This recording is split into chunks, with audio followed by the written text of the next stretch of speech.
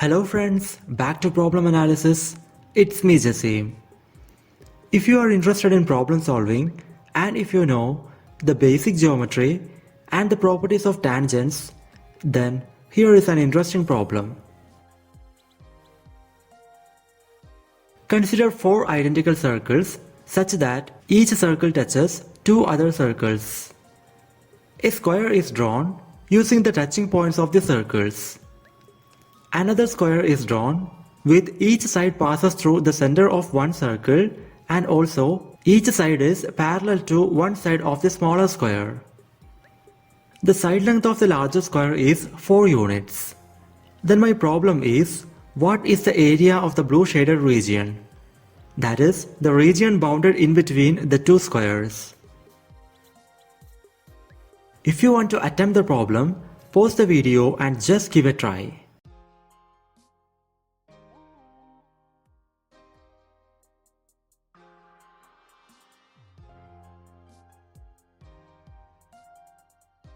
And the solution is right here. First, let's analyze what are given in the problem. First of all the four circles are identical and each circle touches two other circles. Secondly, the smaller square is constructed using the touching points of the circles. Thirdly, each side of the larger square passes through the center of one circle and parallel to one side of the larger square. And finally, the side length of the larger square is 4 units. Now remember what is our aim of this problem. It is nothing but to find the area of the blue shaded region. This is the structure of our problem, so always keep in mind. Now observe the diagram. It is clear from the figure that the required area of the blue shaded region is equal to the area of the larger square minus the area of the smaller square. Now, for the larger square, its side length is equal to 4 units as given in the problem. So its area is equal to 4 square, which is equal to 16. For the smaller square, let's say the side length is equal to a. Then its area is a square. Therefore, the required area is equal to 16 minus a square. We have to find this value. So, first we need to calculate the value of a. Now observe the diagram. It is symmetric along all the 8 directions. So, the side length of the larger square, which is 4 units, will split into 2 units each. Now at this point, we need to note an important property of tangents to a circle.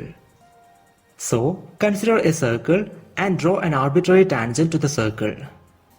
Now draw the radius connecting the center of the circle and the touching point of the tangent.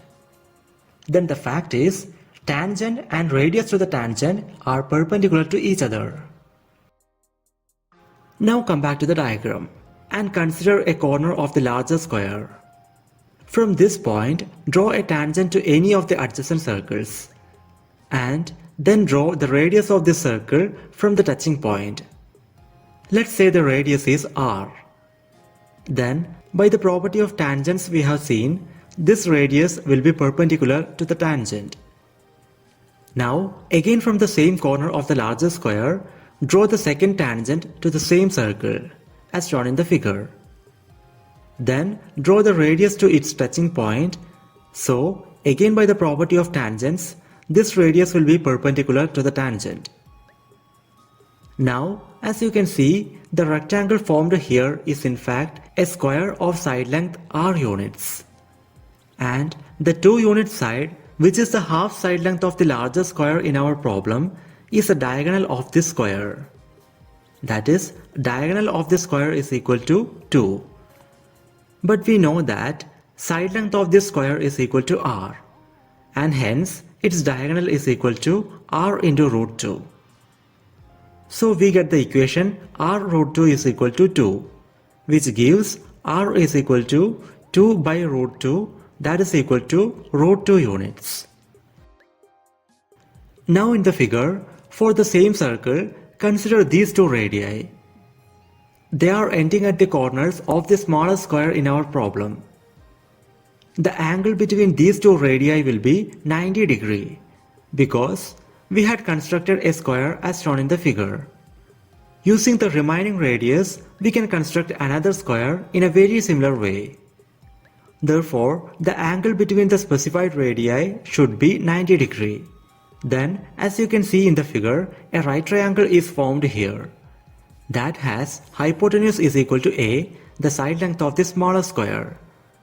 And both of the perpendicular sides are equal to root 2. Therefore, it is an isosceles right triangle. And hence, the hypotenuse is equal to root 2 times the perpendicular side length.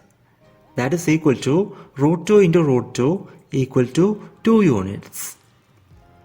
So in the diagram of our problem, side length of the smaller square is 2 units. We wanted to find the area of the shaded region between the squares. And we have calculated it is equal to 16 minus a square. That is equal to 16 minus 2 square equal to 16 minus 4, which is equal to 12 square units. And that is the solution we are looking for. Before winding up, let's see an interesting generalization of this problem. Here we found side length of the larger square is 4 and the side length of the smaller square is 2. Suppose the side length of the larger square is x. Then the side length of the smaller square will be equal to x by 2, half of the side length of the larger square. So the area of the shaded region will be equal to x square minus x square divided by 2 square, that is equal to 3 by 4 times x square square units. And that is the general solution of this problem. And that's all about this video. My Gmail ID and Instagram ID are given in the description. So if you have any queries regarding the subject, please feel free to contact. And thank you so much for watching. Meet you in the next video with another interesting problem.